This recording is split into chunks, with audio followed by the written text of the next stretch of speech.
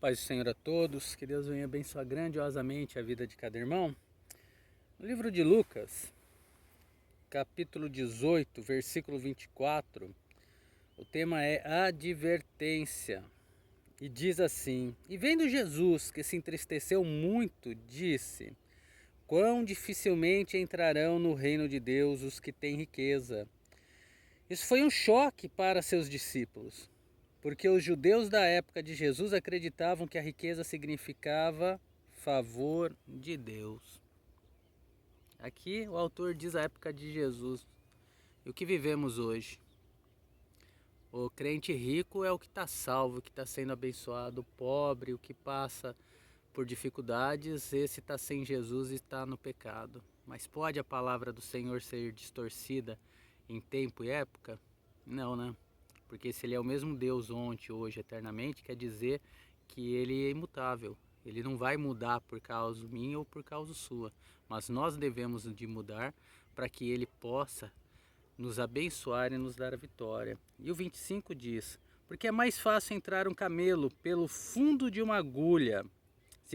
Significa uma agulha no sentido literal, diz o autor. Porque um rico entra no reino de Deus. As riquezas não são necessariamente um mal.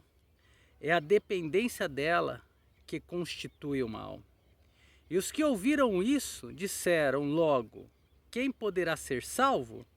Essa pergunta expressa o fato de que a ideia que eles tinham da salvação era totalmente confusa, como o é também hoje, dia presente. E ele lhe disse: As coisas que são impossíveis aos homens são possíveis para Deus. A salvação de qualquer modo é impossível para o homem. No entanto, é possível para Deus, e Jesus é a salvação.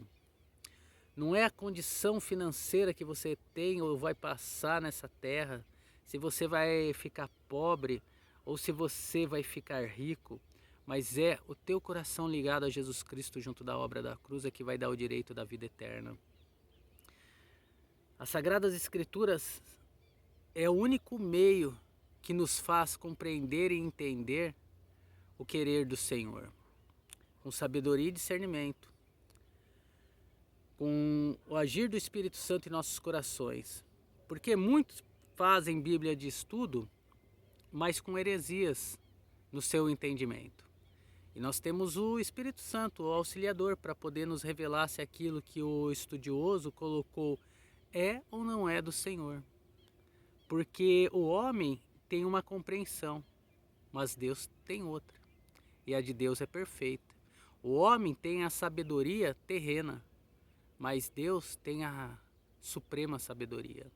E é essa sabedoria de Deus que, com fé, pedindo a Ele, Ele nos compartilhará. Ele vai nos revelar os mistérios, Ele vai nos revelar o agir que Ele quer na nossa vida. A mudança, a transformação, o abandono do pecado. Para que a gente possa inteiramente, com o nosso coração, com a nossa mente, buscar ao Senhor Jesus Cristo junto da obra da cruz. Não por milagres, nem por profecias da carne. Porque o mundo está cheio de falsos profetas. O mundo está cheio do que não presta. Já vi nesse mundo pastor pregar e ninguém dá um aleluia, um glória a Deus, um amém. E ele chamar o povo de burro e dizer que o povo tinha que dar aleluia e glória a Deus. E o povo em silêncio. E sabe o que aconteceu? Os líderes espirituais, pastores, presbíteros e diáconos que começaram a dar glória a Deus e aleluia. E aí incentivaram o povo a fazer o quê? A pecar. Aquele glória a Deus e aleluia não era para Deus, era para o homem pregador que queria se encher do seu ego. E ele vende DVDs e CDs. E sabe o que ele fez? Vendo que o povo não estava fazendo do jeito que ele queria, o que ele queria era todos na igreja gritando aleluia, glória a Deus, para encher o seu ego. Ele catou um DVD de cima do púlpito e jogou. E acertou a cabeça de um rapaz e falou: foi Deus que mandou, pode pegar, esse DVD já é seu. Isso daí que ele quis consertar o erro dele. povo perece por não conhecer as Sagradas Escrituras. O povo perece por dar lugar a homens que deveriam pregar o verdadeiro evangelho e acabam fazendo aquilo que o seu coração está cheio de maldades e pecados. Um outro fato, eu congregava na Assembleia de Deus do Belém e era aniversário, não lembro se era da minha primeira esposa, que já não está mais entre nós, ou se era do meu filho, que os dois tinham 10 dias de diferença um do outro para a data do aniversário. E eu não fui na terça-feira, reunião dos obreiros, por causa do aniversário.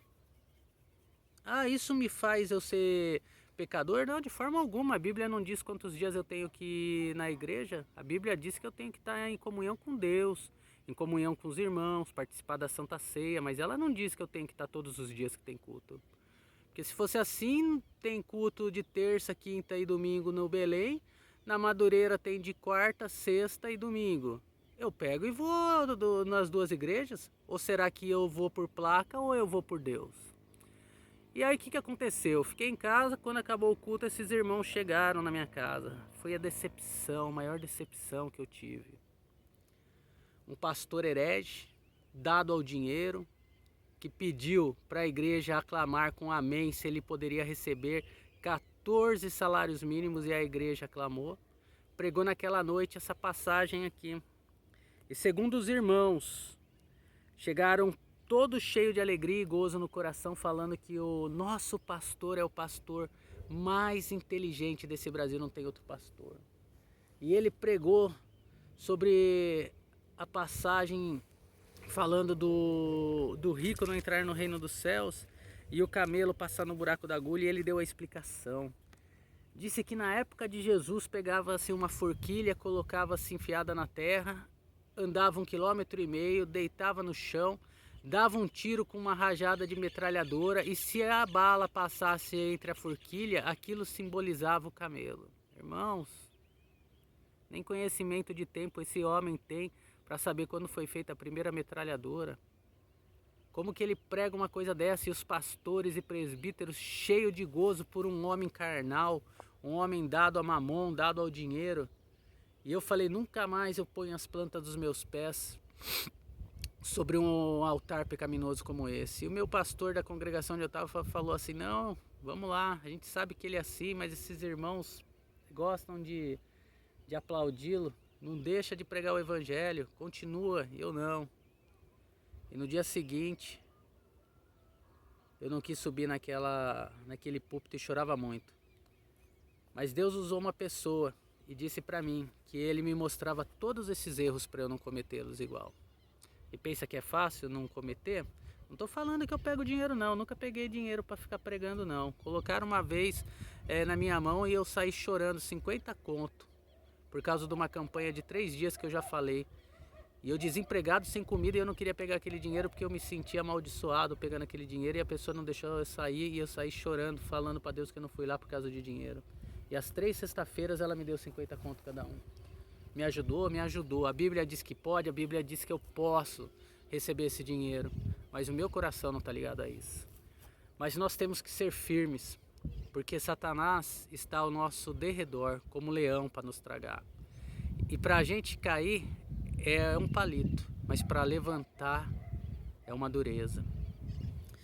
Então, que nós possamos nos apegar na obra da cruz, fazer o querer do Senhor, fazer com que o Senhor seja o nosso foco junto da obra da cruz. Que o Espírito Santo venha nos ajudar e nos dar a vitória.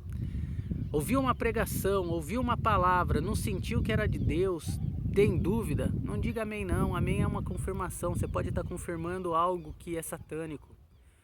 Procure nas Sagradas Escrituras se aquilo que o Senhor está dizendo é verdade. Tem muitos textos bíblicos que não precisa de auxílio, de ajuda, de estudiosos, de teólogos que colocaram os seus pensares logo depois dos versículos. Por que eu leio muitos versículos com interpretação? Por causa que, da mesma forma que eu...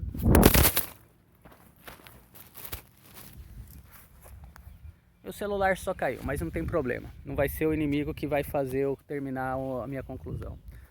Da mesma forma que o meu coração, através do agir do Espírito Santo, me revelava que aquilo que era pregado não era de Deus, e eu falava: Senhor, eu vejo milhares apoiando aquilo que meu coração diz que não é.